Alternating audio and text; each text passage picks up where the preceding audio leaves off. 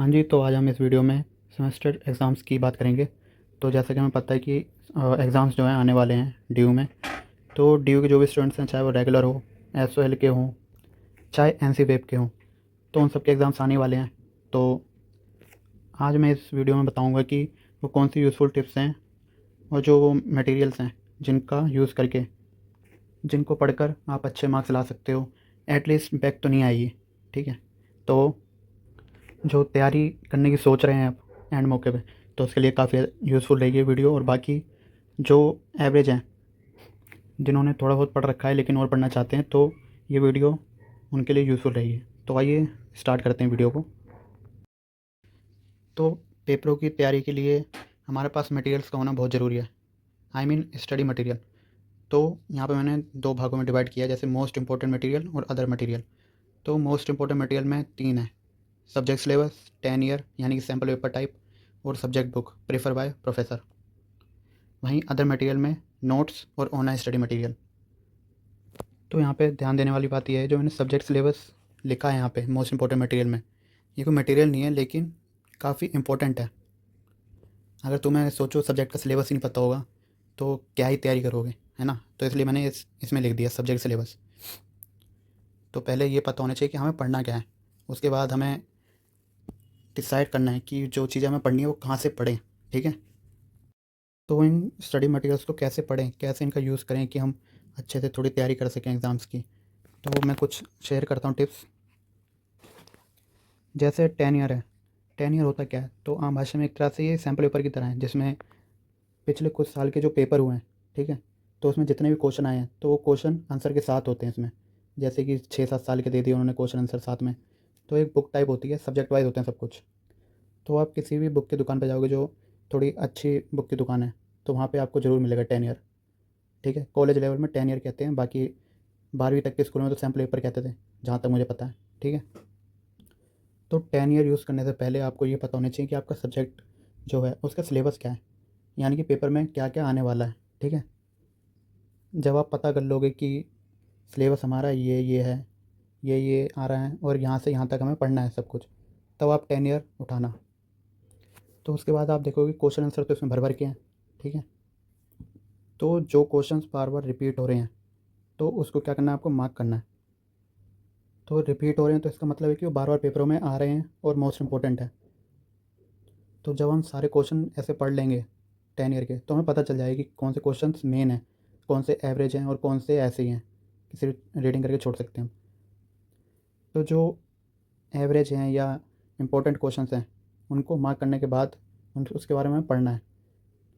अब पढ़ेंगे कहाँ से? कुछ टॉपिक्स तो हम 10 ईयर में ही पढ़ सकते हैं, क्योंकि क्वेश्चन के साथ आंसर भी उसमें दिया होता है।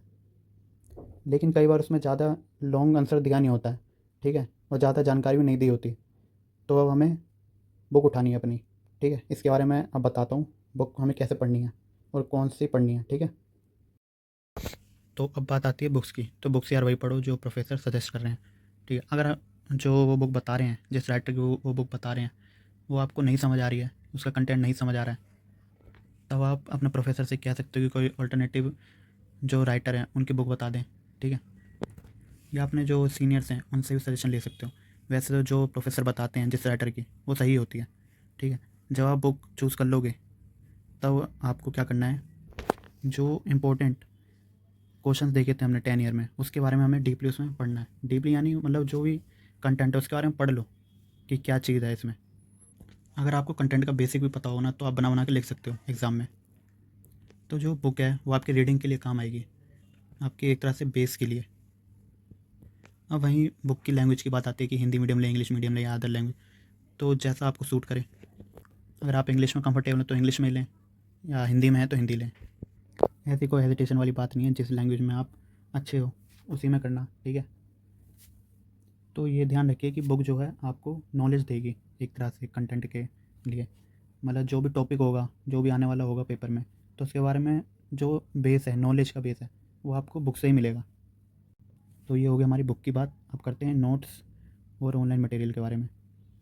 नोट्स तो ऑप्शन है, लेकिन अगर ये आपको मिल जाते हैं एक ऑथेंटिक सोर्स से, या कहें तो एक अच्छे नोट्स आपको अगर मिल जाते हैं प्रोफेसर या मित्र से, तो ये आपके लिए क्या है, एक तरह से अच्छी अपॉर्चुनिटी है, क्योंकि जो नोट्स हैं उनको पढ़कर आप टॉपिक्स को जल्दी कवर कर सकते हैं। एंड मैं यही कहूँगा कि नोट्स अगर आपको मिल रहे हैं तो ये ज़रूर देखें कि वो ऑथेंटिक हैं, एंड ये भी ज़रूर देखिएगा कि कंटेंट अच्छा है या नहीं, तभी उस नोट्स को अपने प्रिपरेशन में यूज़ करिएगा। एंड तो बात आती है अब ऑनलाइन स्टडी मटेरियल। तो ऑनलाइन स्टडी मटेरियल, इसमें आप गूगल कर सकते हो अपने टॉपिक के बारे में, या यूट्यूब पे आप देख सकते हो। एक तो आपके सब्जेक्ट के ऊपर वेरी करता है कि कैसा सब्जेक्ट है, जैसे पॉलिटिकल साइंस, हिस्ट्री या इकोनॉमिक्स, तो कितना ऑनलाइन मटेरियल अवेलेबल है तो वो देखनी पड़ेगी, लेकिन आप कर सकते हो। चाहे गूगल करो, चाहे यूट्यूब पे देखो, टॉपिक सर्च मार के। एंड सबसे बढ़िया है ई ज्ञान कोश, जो कि इग्नू का ऑनलाइन स्टडी मटेरियल है, तो वो काफ़ी यूज़फुल है। ठीक है, तो ऐसे आप ऑनलाइन स्टडी मटेरियल सर्च करके अपना प्रिपरेशन में यूज़ कर सकते हो। तो आज की वीडियो में बस इतना ही, लेकिन मैं एक बात कहना चाहूँगा कि थोड़ा बहुत ही है, इतना नहीं है। अगर हम इन 5 स्टडी मटेरियल्स में से भी 2 पे काम करें, जैसे कि 10 ईयर एंड ये बुक, तो काफ़ी कुछ कवर हो सकता है एग्ज़ाम प्रिपरेशन के लिए। बाकी ऑनलाइन स्टडी मटेरियल काम आता ही आता है, और बाकी नोट्स तो आते ही हैं, और बाकी आप पे डिपेंड करता है कि आप क्या सूटेबल आपके लिए, किस मटेरियल से आप ज़्यादा अच्छे से पढ़ सको। एंड कोई टेंशन वाली बात नहीं है, बस करना है। अगर कोई दिक्कत हो आपको तो आप मुझसे मेरे से कांटेक्ट कर सकते हो वीडियो के कमेंट सेक्शन में, या डायरेक्ट इंस्टाग्राम पे @doubt eraser। ठीक है, तो thank you so much for watching the video. Take care, best of luck for your exam, bye bye.